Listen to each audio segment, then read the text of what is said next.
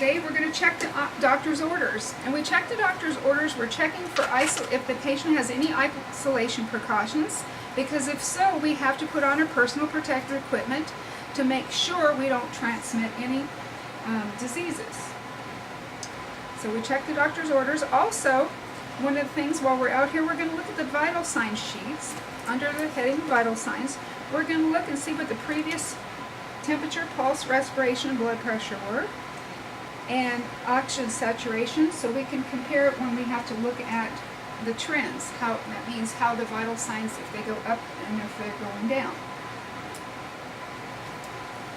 So I'm getting ready to go. What I'm going to do is I'm going to get ready to knock on the door. Nursing! And I'm going to wash my hands, which the hand sanitizer is outside the patient's room.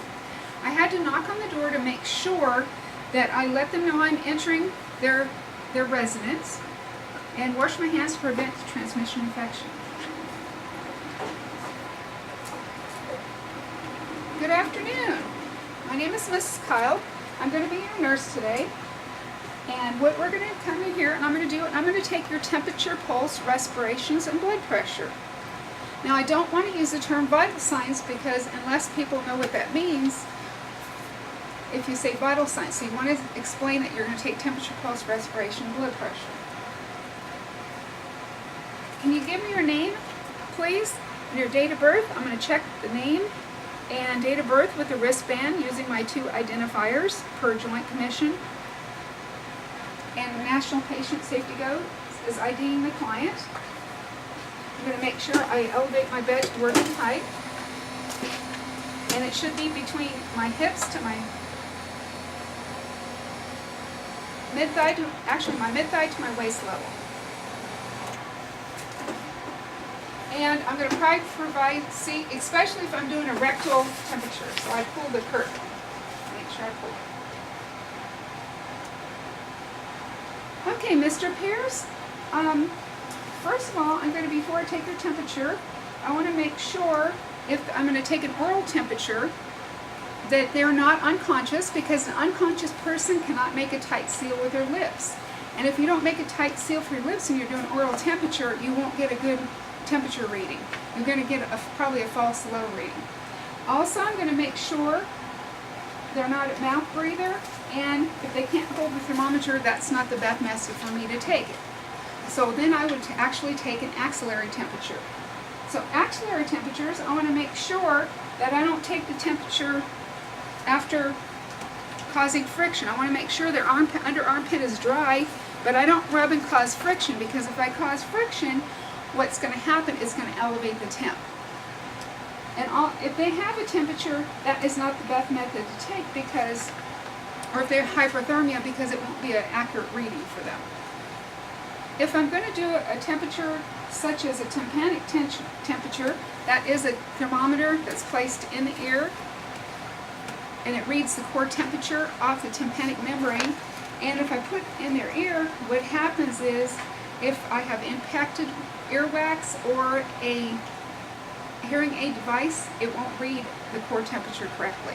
So we want to make sure that's not the good choice for them. Also, if I'm going to take a rectal temperature, I want to make sure the patient has not had hemorrhoids or any rectal surgery or any bleeding or any impacted stool, because if I try to do that, I'm going to be reading the temperature of the stool if I put in the rectal thermometer in that area. So I want to make sure I don't do that.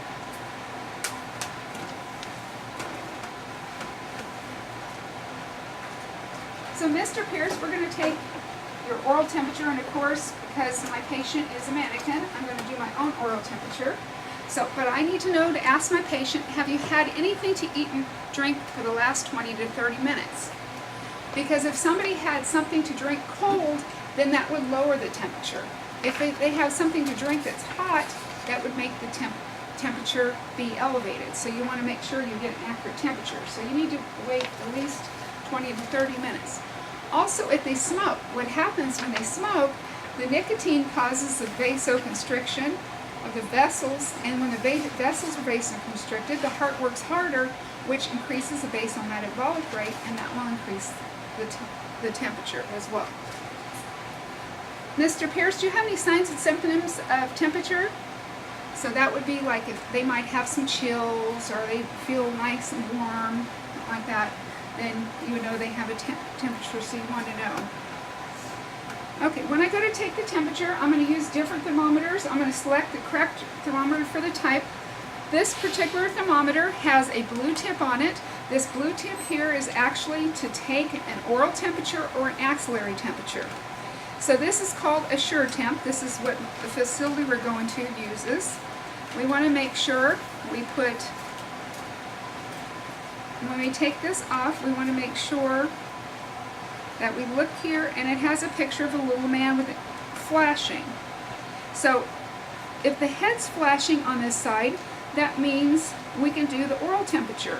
If we push it again and the body's flashing, it means axillary. And then we have to use the red one, this thermometer that has a red temp on it, and that means we're going to be doing a rectal temperature. So it's the same type of thermometer, but the red tip, and it has the red probe. And it would have the bottom part flashing, and that means for the rectal area. It also will take, if you want to push it again, change it too, you can change it for children to rectal temperature. And that's mostly what we do, that use the rectal temperature for as children. So because we're going to do the oral temperature, we want to make sure our thermometer's clean. So we're going to clean it using an alcohol wipe to make sure we get it nice and clean. We don't want to transmit infection back and forth to each person, so when we first start, we're going to clean it when we use it on a patient. If you have a patient that is in isolation, you would not, if you take a thermometer in there, they have you take one, you want to use a disposable thermometer, or take one and leave it in there until they leave, and it's what we do, terminal cleaning. Okay, so with these, the oral temperature, you're going to make sure you put the sheath on the thermometer, make sure it's set, the head is flashing. And we usually use centigrade or Fahrenheit. You can do the calculation to change it, but most of the time we use Fahrenheit. We're going to make sure we put this sheath on. This covers it to prevent the transmission of infection. This goes underneath the tongue, which there's core vessels under there that reads the temperature. Okay. And make sure you make a tight seal.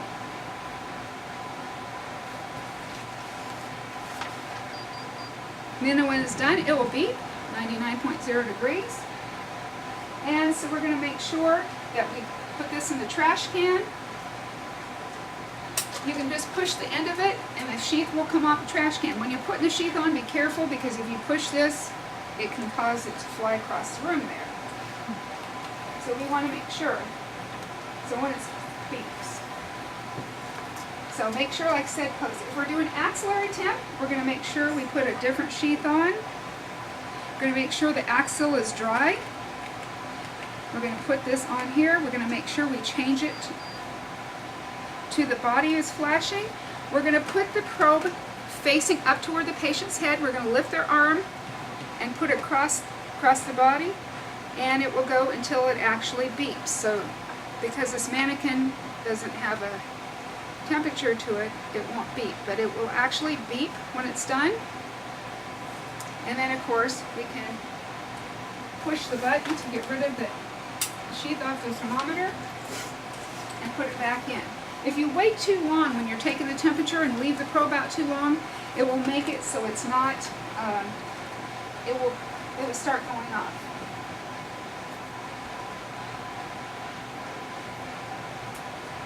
The next thing we're going to do is I'm going to show you about a rectal temp. So if I'm taking a patient and they're doing a rectal temperature, I'm going to make sure I take and put the sheath on.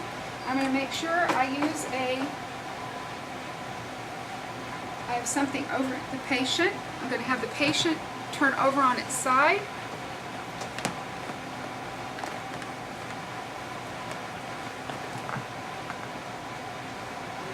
I'm going to make sure I put a pair of gloves on too.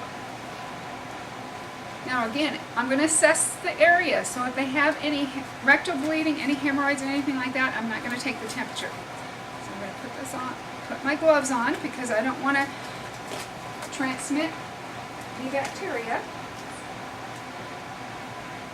I'm going to make sure I have a tissue handy so I can wipe this off when I'm done in the rectal area. I'm going to use make sure I put a probe on here. I'm going to change this to the rectal area, so make sure it's flashing. I'm going to lubricate with KY jelly. Since it is water soluble, I'm going to make sure I lubricate it. So I'm going to make sure, because if I don't lubricate it, what's going to happen, it's going to cause the patient injury to the rectal mucosa. So I'm going to make sure I put it on. Now, for different ages, for if I have an infant, the infant would be placed actually on their abdomen, laying on their abdomen. So 0.5 inches for an infant. For a child, you're going to put it in 0.9 inches, and for adult, for 1 inch. And you're going to put it in until it starts beeping. When it's done, you're going to, of course, push the sheath off in the trash can. Put that back in there, and you're going to take and you're going to wipe off the rectal area. During this whole time, of course, you would have the curtain pulled, especially because you're doing a rectal temperature, and you would try not to expose the patient for very long. And then I'm going to take off my gloves, and I'm going to wash my hands. Now, one good thing you can do is you can have them take a deep breath. So as you insert the rectal thermometer, that helps the sphincter relax and makes them less stressed when you're doing this. And most of the time, like I said, we're not going to take rectal temperature usually unless it's an infant or somebody that, I've had patients where we had oral surgery or they couldn't do it, they're real unconscious, confused. And make sure you hold on to the rectal thermometer, because a lot of times people, when you put something in the rectal area, it makes them want to tighten up. One time in California, we had a patient that did that, and somebody was not, this is when back in the days we had glass thermometers, and they tightened up, and the glass thermometer went up inside, and they had to have surgery to remove that. I want to make sure I remove gloves and wash my hands. Now I'm going to make sure I clean the thermometer with the alcohol pad to make sure it's all nice and clean. Both of them, the ones that I used.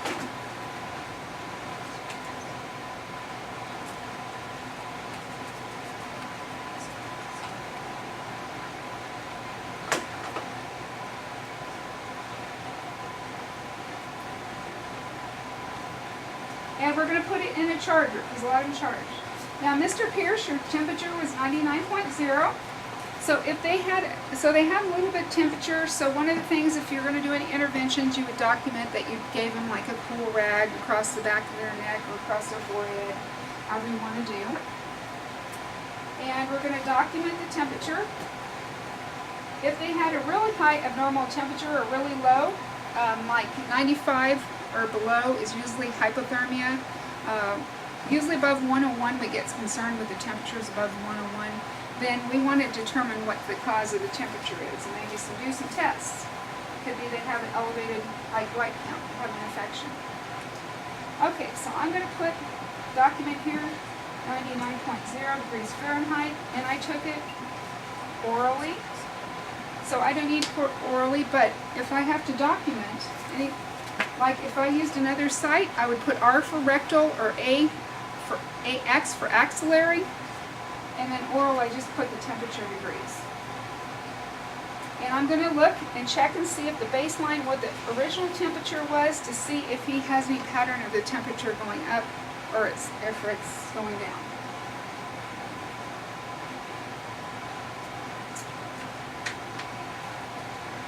Okay, now we're going on to peripheral pulses. For this purpose of this class, we're only going to do a radial pulse.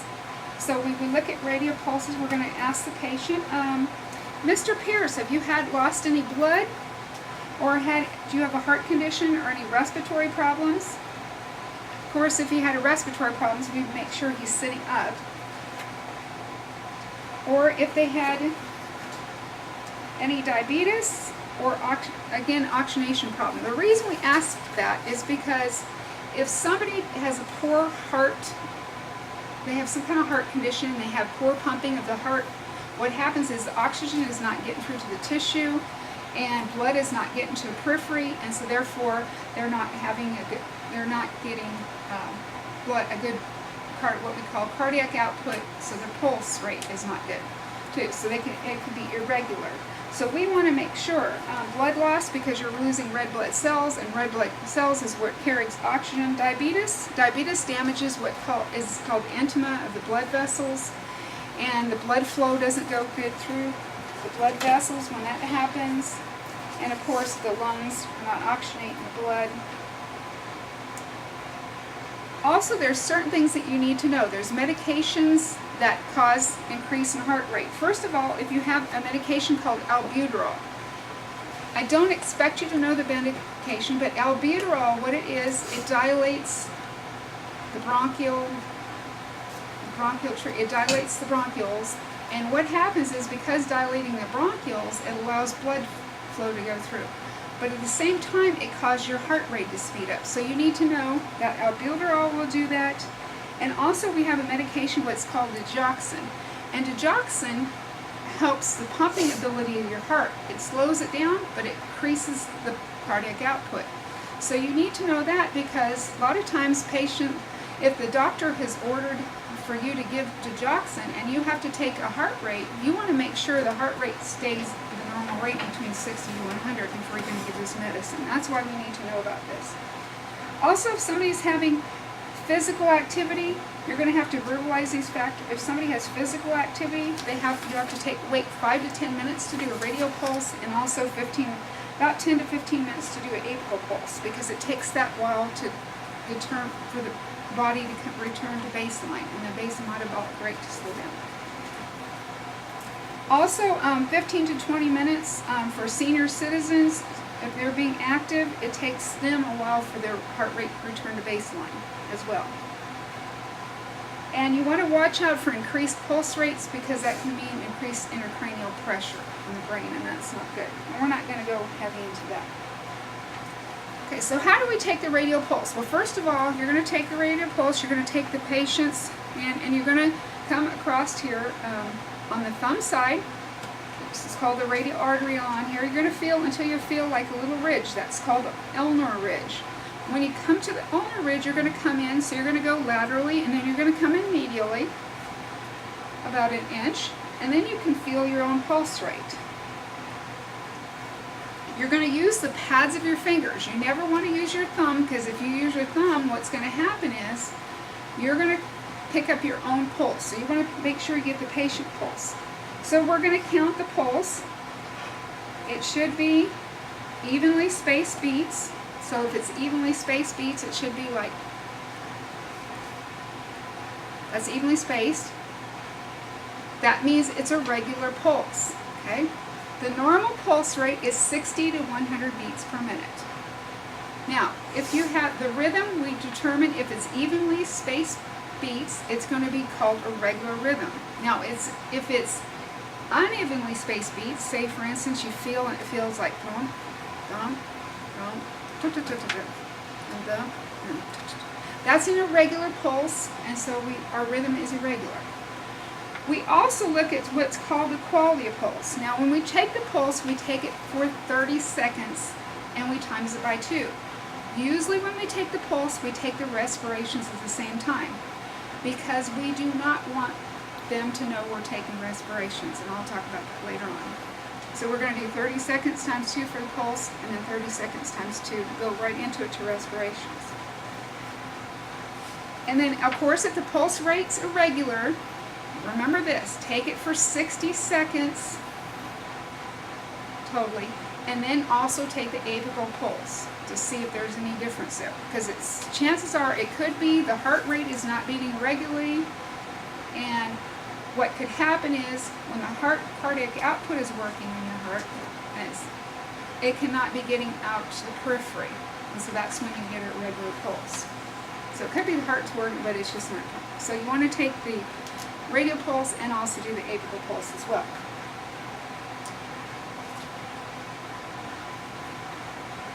So that's why we use the fingertips, because they're more sensitive. Now, so we're going to note the pulse rate. I told you what the normal pulse rate rhythm was. Quality of pulse. The quality of pulse is pulse strength. So if I've taken the pulse and I do not feel a pulse, that is 0. The quality, that means no pulse. If you get no pulse, what are you going to institute? CPR. okay?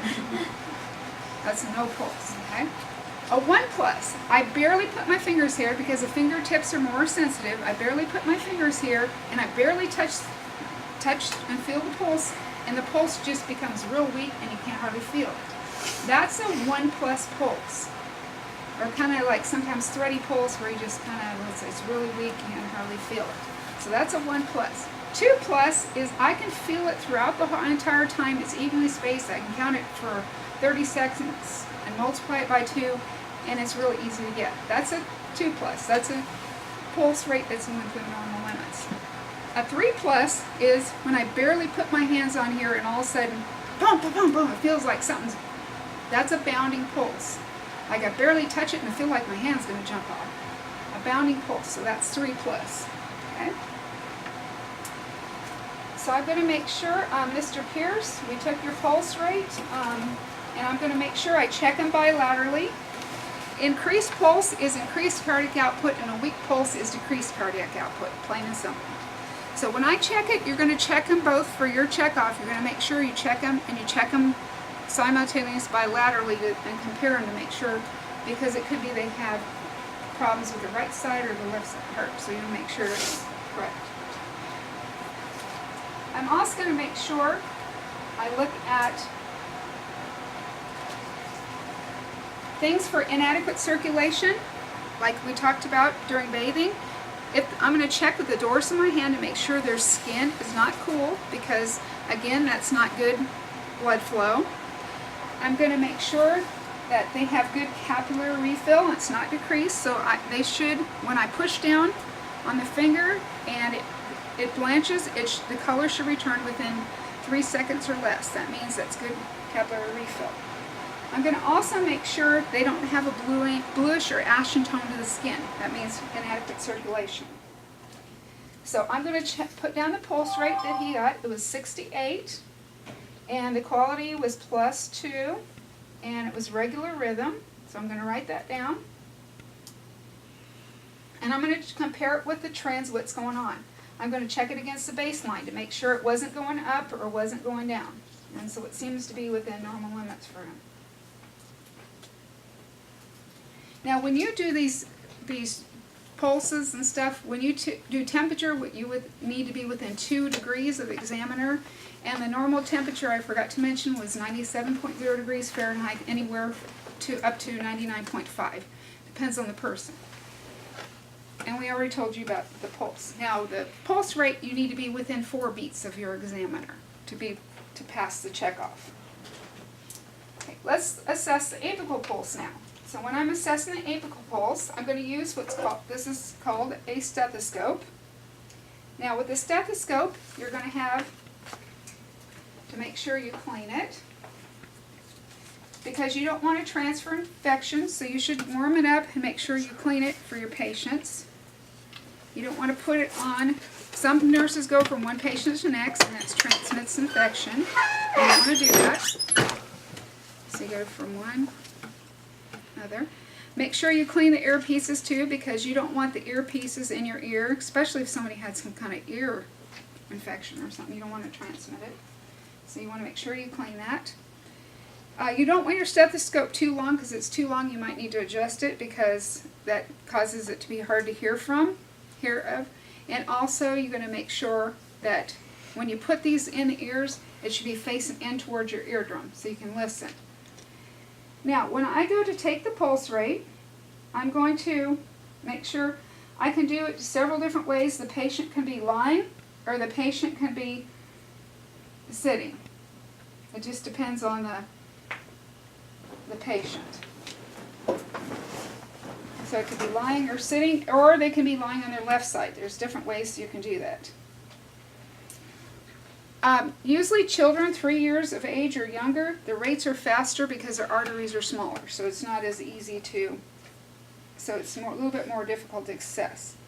So we already cleaned the stethoscope, we warmed it for 10 seconds, and you want to make sure it's not too cold, because it can cause the heart rate to slow down. Of course, because of vessel constriction. We're going to look for what we call the point of maximal impulse. Now, how do you find the point of maximal impulse? Okay, if you find your suprasternal notch and go diagonally, Go on your left side because you're going to most of your heart sounds are on your left, and you go across here, go below your clavicle until you feel a space. This is your first intercostal space, okay? So we're going down to the point of maximal impulse, which is the apex of your heart. We're going to 1, 2, 3, 4, 5. Now, with women, the men, you can always listen to the fifth intercostal space because they don't have tissue, but with women, a lot of tissue there. But with women, you have a lot of breast tissue, so females, you got to go up underneath the breast and make sure you get way up underneath here, and you have to make sure if a person has a bra on that you get way up underneath. So on my patient, I would make sure I listen, but I want to go up underneath the gown, because if you listen over the gown, you're going to hear scratching. So you always want to listen left side, fifth intercostal space, mid-clavicle line, and like for females, it's underneath the breast. You want to listen, and you're going to have these in your ears, and you're going to listen to what we call lub dub. Go here. Each beat, 1, 2, 3, 4. So we're going to listen to the apical pulse for at least 60 seconds.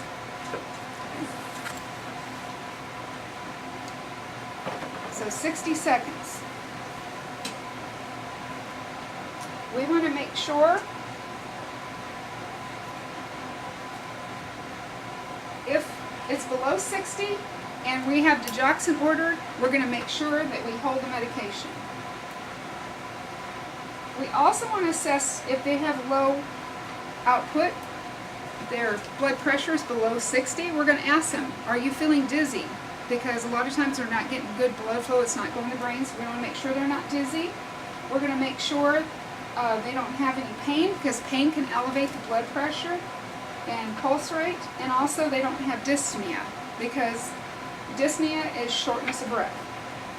If they have a heart rate greater than 100, we're going to take a complete set of vital signs, okay? And we're going to find out, do they have any pain? Because pain can elevate, acute pain will elevate the blood pressure. Do they have any anxiety? Because we all know when people are anxious, their heart rate goes up. Or if any type of fear, anything like that, or fever. Also dehydration will also cause, because you don't have enough fluid in your body and your heart's trying to race harder to put fluid around the system. The other thing you have to make sure is you do when you're done, you have to take an alcohol wipe and make sure you clean off your stethoscope so you won't transmit it to your patient again.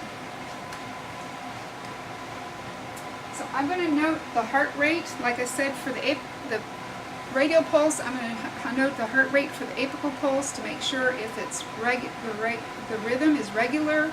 I'm going to make sure it's between 60 to 100 beats per minute, and what quality is it's 2+. And also another thing I need to note, I need to have the patient lying flat. I'm going to have her turn their head to the side, and I want to look at their jugular vein on the side. If their jugular vein is distended, that means they have too much fluid in their system. They can have overload of fluid, and you can see a distended vein, the neck vein. But make sure they're lying flat and have their head turned to the side. Okay. Mr. Pierce, your heart rate is about 68. It's the same thing as your radial pulse. I'm going to document it's 68, and it's 2+, and it's regular. So it's the same, like I mentioned. And I took it at apical pulse, so I'm going to write down AP for apical pulse. And then the other one I should put RT and for right radial. So I'm going to make sure I document that correctly. And again, they have to be documented within 4 beats of the examiner. Now we're going to assess respirations. Now when I'm assessing respirations, I want to make sure that I don't tell them I'm going to assess their respirations, because if you tell the patient you're observing their respirations, they're going to take a deep breath and usually hold it like this, or they're going to breathe funny, so you're not going to get a good respiration rate. So what I usually do is when I'm taking the pulse, I hold their arm across their abdomen like this, I take their pulse, and I count for 30 seconds times 2, and then I can feel also with my hand here, I can feel the rise and fall of the chest at the same time. So the next 30 seconds, So I count for a total of 1 minute. So the next 30 seconds, I'm feeling the rise and fall of the chest. So it should be, the normal respiratory rate should be between 12 to 20 breaths per minute. I'm going to also make sure for the respirations that I observe for signs of respiratory stress. So if I walked in the room and I'm checking their breathing, and all of a sudden I saw them gasping for air, or they have cyanosis, which is, it could be around their lips, it could be in their mucous membrane, it could be like on their extremities. Cyanosis meaning blue, that means lack of oxygen. You better start doing something. That means you, sometimes they're probably don't have a good oxygen saturation. One of the first things we do if somebody's having trouble breathing is we set the head of that up completely. We wouldn't leave them lying down flat. So we want to make sure they don't have any cyanosis, and also it could mean they have hypoxemia, which is low oxygen in the blood too. We want to find out if they have any pain, anxiety, or fever, or any respiratory disorders, because that will affect the respiratory rate too as well. We are trying to count. Now on the infant, if you have an infant, you're going to place their hand on their abdomen and then feel the rise and fall of the abdomen, because infants breathe so fast, like 40 to 60 breaths per minute, so it's going to be harder to follow how they're breathing.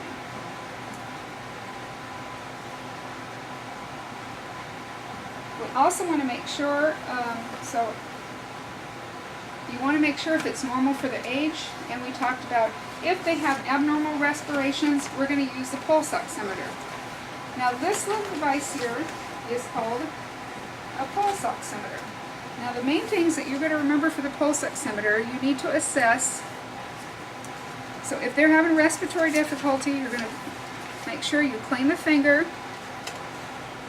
Or I'll clean my finger in the case so you can see what I'm doing here. Make sure it dries, because that again prevents the spread of infection. You don't want to use a pulse oximeter and go use it on somebody else. You're going to clip this onto the patient finger. This has a couple of diodes that are lined up directly. Also, between the diodes being lined up too, when you push this on, you'll see a red flashing light in here. That's where the diodes are, on the top and bottom, and they have to be lined up. You're going to put the finger in, you're going to push the button, and it takes just about a minute to read it. On this, it's going to have the saturation of oxygen in the blood. Okay. We're going to look at the normal saturation should be for somebody that's younger age, like 60 below stuff, usually 95 to 100. As you get older, elderly people, as you get older, over 60, a lot of times some of them, especially with respiratory diseases, run between 90 and 92. The doctor will also write orders for what oxygen saturation to keep their OT level on. So anybody on oxygen, anybody has a respiratory problem, and any patient, as part of the vital signs, you go and you put this pulse oximeter on and you take their oxygen saturation. So it reads the saturation of oxygen. You know, hemoglobin is what carries oxygen blood. It reads from hemoglobin, infrared, reads that hemoglobin saturation of oxygen in the blood. So this says my heart rate is 109 and O2 saturation is 97. One thing I'm going to tell you about these, don't believe what they say here, because with the pulse rate almost always, I know my heart is not jumping out of my chest right now, and it's not 109 or whatever like that. So you want to make sure that you take the pulse manually, but the oxygen saturation, you can write that down. So since I'm on oxygen, I'm going to document this as being 96%. And I'm going to put RA, that means room air. That means I'm breathing 21% oxygen, which is room air. Now, if I was on oxygen, you're going to read how many, and we'll learn this later on oxygenation, how many liters per minute. And you will write that down, like if it's 1, 2, 3 liters per minute. Or 2 or 4 liters per minute, whatever.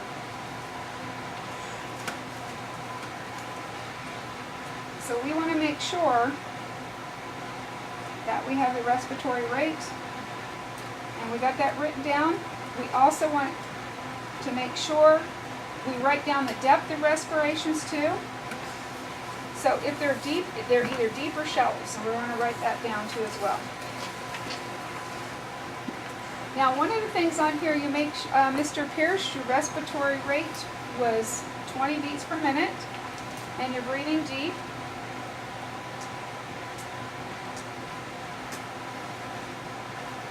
And instead of regular respirations are known as like even. So when I breathe, when my chest is rising evenly, and I'm not breathing fast like this.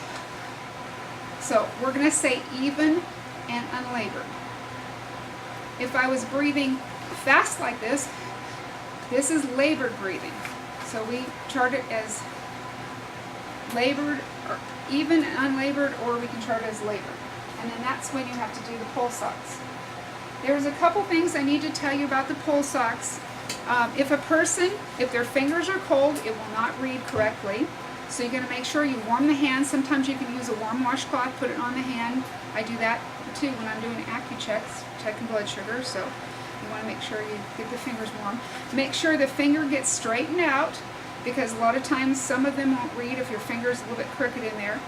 Make sure the person, if they have tremors, like they have Parkinson's or something, or a neurological disease, and they shake, it will interfere. It will cause artifact, and they won't get a good reading. Another thing is, if a person has nail polish on or artificial nails, it won't come through and won't read them, especially if they're a person that has some respiratory problems. Okay? So I documented all that. I want to make sure if they had labored breathing, then I would want to document on here that they had, I want to check for intercostal retractions. That means intercostal muscles retracting in. You can see that when they're gasping for breath, or you can see them sometimes people breathing using their abdominal muscles. That's use of accessory muscles. Or if you have somebody that their nostrils start flaring out like this, that can mean they have problems with respiratory distress. When you do respirations, you need to be within 2 breaths of the examiner. Okay, blood pressure. Now the last one we're going to do is blood pressure. So when I do blood pressure, Mr. Pierce, have you had any caffeine? Have you smoked or exercised or had any stress? Okay, because what caffeine constricts vessels, and caffeine will cause the blood pressure to go up. So if they had any caffeine, or the same thing with the nicotine, it causes vasoconstriction, increases the vessels, heart to work harder. Or same thing with exercises or stress, you want to wait 30 minutes before you do blood pressure, because you're going to get an accurate blood pressure. You also need to make sure the patient has been lying down for the last 5 minutes, and also you want to make sure that their legs are straightened out. If the person's legs are crossed, you can take blood pressure if they're sitting in the chair or if they're laying down in bed, but the patient's legs cannot be crossed. If the patient's legs are crossed, the heart's going to have to work harder to pump, and so you're going to get elevated blood pressure. So you should always make sure that their legs are uncrossed when they're doing this. They should be laying with their arm out like that, palm up, to make sure you're getting good blood pressure. And if they're sitting in a chair, their feet has to be relaxed and flat on the floor.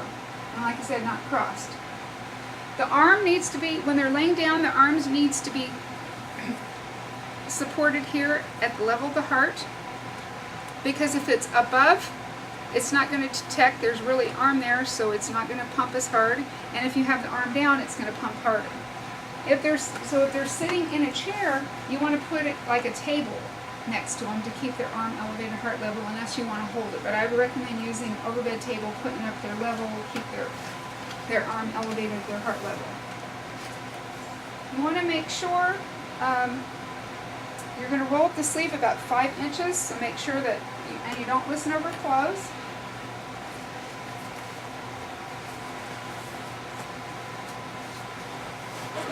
When you go to put the blood pressure cuff on, you want to make sure you have the right size cuff. The cuff should wrap 2/3 around the arm. So this on here this is called a sphygmomanometer. It has a manometer here. This is an aneroid manometer. It's a dial manometer. We no longer use mercury in places because that was dangerous to people's health. It has to be an inch up above the antecubital space, and also the arm has to be up, or the sleeve has to be rolled up. You want to make sure you're going to put this right on the artery, so you're going to use the brachial artery. How you find the patient's brachial artery is you're going to have them bend the arm, and you can feel the brachial tendon in the middle here. So when you feel the brachial tendon, you want to go towards the arm, right down, right below next to the brachial tendon. And sometimes, guys, if you're real muscular, you might need to pull down a little bit harder. But you can go right next to the brachial tendon, and you can feel like a pulse right in there. So you want to make sure this goes right over the brachial artery. So when I have the tendon right there, you go towards the side, the artery would be right there. So 1 inch above the antecubital space. Make sure the cuff, like I said, goes 2/3 around the arm. If you have somebody that has a larger arm, what you're going to do is make sure that you have a large cuff.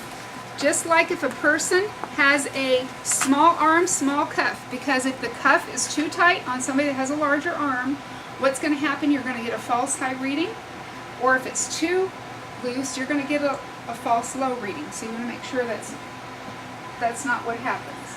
Okay. And also the sleeve needs to be up, because doing it over clothing, a lot of places will grab your arm, do it over clothing, and that causes constriction, so you don't want to do that. So when we get that up, so you got the fingers. Now what we're going to do is there's 3 reasons.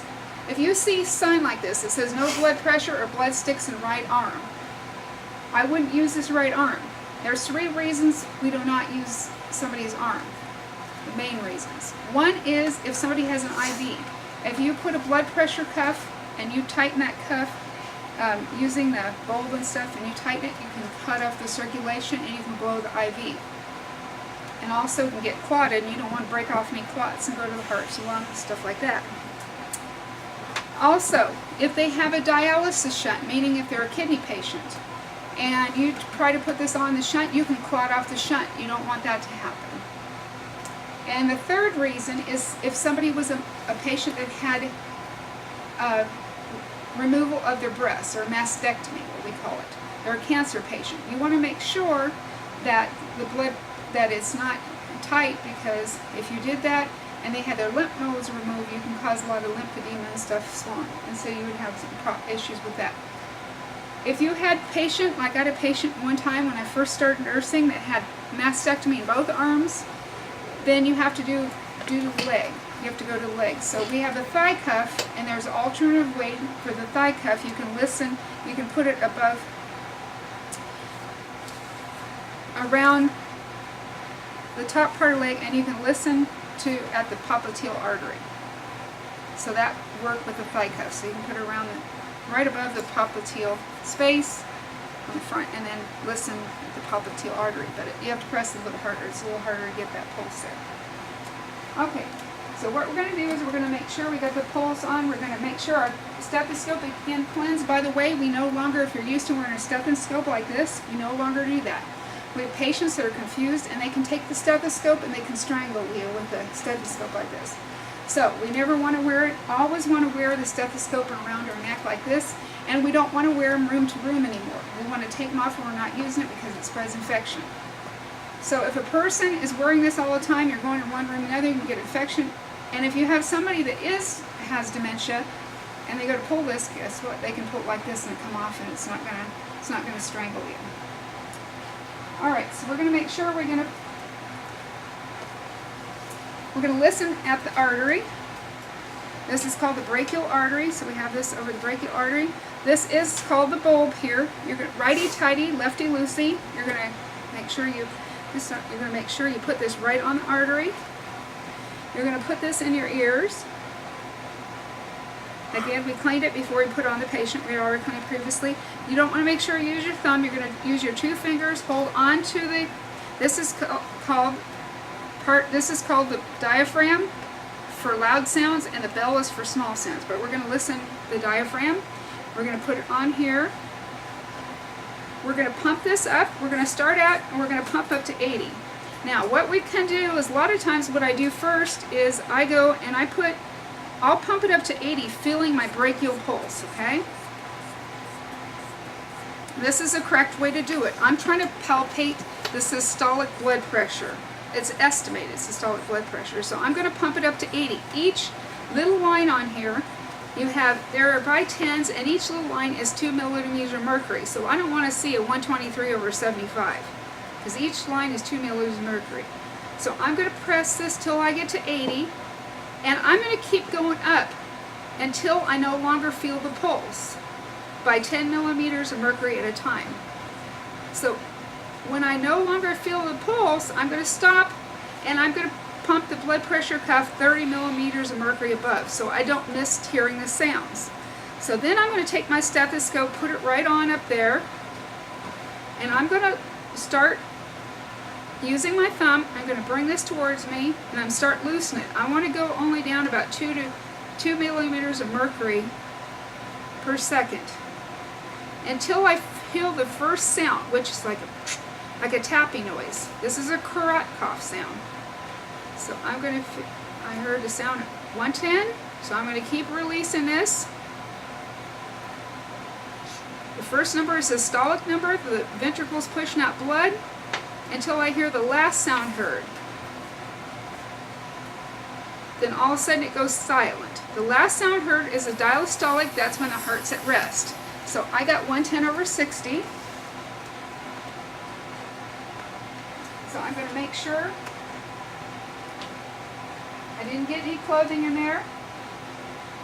I'm going to make sure that I don't have, if I didn't get the reading right away, I'm going to make sure that I'm going to wait 2 minutes in between reading before I pull it up. I'm going to make sure I take this off their arm, because I don't want their arm. I've seen people with blood pressure cuffs stay on too long, and it caused their arm to turn blue. Okay, so I'm going to make sure I take that off. The reason we wait 2 minutes in between readings is because we allowed the vessels to return back to normal. So I'm going to write in my blood pressure, and it was 110/60. I'm going to write it like a fraction. Systolic over diastolic. Mr. Pierce, your blood pressure is in normal range. We try to keep you between about 120/80 or less. I see your last blood pressure. I'm checking your baseline. It looked like you were around 120/80, so that's pretty good reading in there. Since this is the first time I saw you, I took your blood pressure in both arms, and we used the highest reading. But since this is my second time seeing you, then I don't have to do it in both arms. Now, in order to diagnose a person, which we can't diagnose, but to determine if they have hypertension or not, you have to take 2 separate readings 2 different times. And you take both arms, and chances are you're going to have both arms. There's going to be about a 10 millimeter mercury difference on both arms. Okay, so I looked for the trends already, and I'm going to also look at for corresponding change in pulse rate, because sometimes the blood pressure go down and the pulse will go up. They could be like going into shock, something like that. So you want to be careful if the blood pressure is slowly decreasing, or if it's slowly increasing, they can be filling up with fluid and have hypervolemia. Okay, and if I couldn't use the arm, I already documented the blood pressure. If I couldn't use the arm, I'm going to write a reason why I couldn't use the arm if they had the dialysis shut. And of course, I'm going to be within 4 millimeters of mercury for the examiner. And these are the standards for the tech standards that I got from the packet from the testing for the techs at the state level. So I keep up with those trends, and I put that on. I add that to your competencies as well, because at the end of first semester, you're allowed to take the tech test, or we call them in California nursing assistants. Okay, so when I'm done with that, so I'm going to make sure, Mr. Pierce, thank you so much for letting me take care of you. Are you having pain, anxiety, any discomfort, anything like that? Can I get you anything? I'm going to make sure I put your bed down so it stays at a safe level. And I'm going to put your tray table down with you. Make sure I have your call. Are you in pain? Nope, you're not having any pain, so I'll make sure if you were having pain, I'm going to use this pain assessment scale here on his scale of 0 to 10, 0 being no pain to 10 being the worst possible pain imaginable. I'd have him give me a rating if he was having some pain. So I'm going to make sure I clean up my mess here.